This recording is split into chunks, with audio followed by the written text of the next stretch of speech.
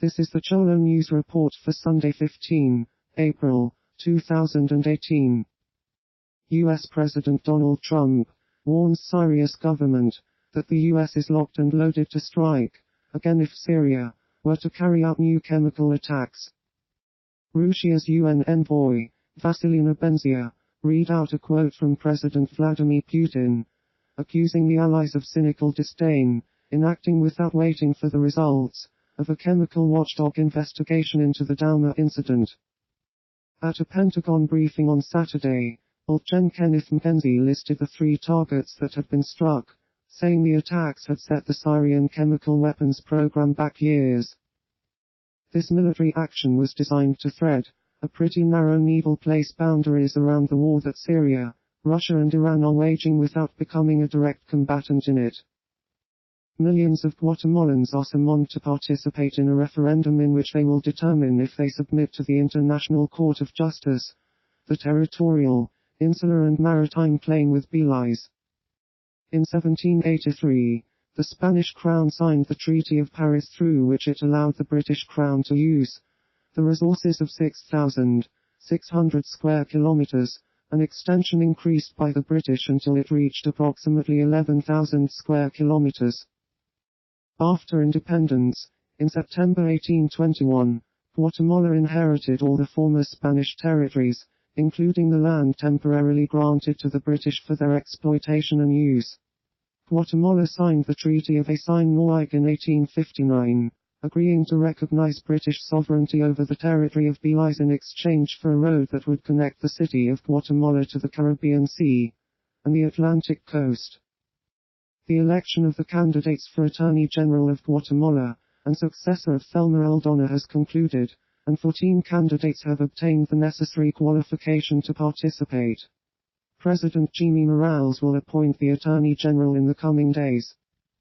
The Guatemalan president and former blackface comedian Jimmy Morales will choose the next Attorney General for the 2018-2022 period, which could drastically undermine the possibility to investigate his government's corruption cases, but a lawyer is trying to stop him.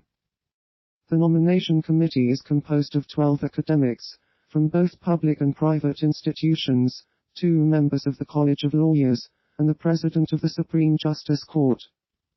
This gives Morales the final say on who will decide on the national prosecution policies for the next 4 years, which could undermine investigation efforts on corruption cases in the country, including the ones against him. The United States, France, and the United Kingdom target chemical weapon sites and other Syrian military sites, with missile strikes on early Saturday morning Syrian time. Britain and France hope that their participation in the strikes will go some distance in convincing Trump they are strong and dependable allies, and provide some leverage when the president decides next month whether the United States will remain part of the Iran nuclear deal. The nations of Britain, France, and the United States of America have marshaled their righteous power against barbarism and brutality, United States President Donald Trump said in an address from the White House at about 2100 local time. Jen Dunford said the United States had communicated with Russia ahead of the strikes, through the normal procedures of their deconfliction hotline, which is used to prevent accidental clashes in a war zone with multiple international players. Dozens of men, women and children were massacred with chemical weapons, he said of the Douma incident a week ago, adding that the red line had been crossed. Russia calls for an emergency meeting of the United Nations Security Council, as it considers supplying S-300 missile systems to Syria.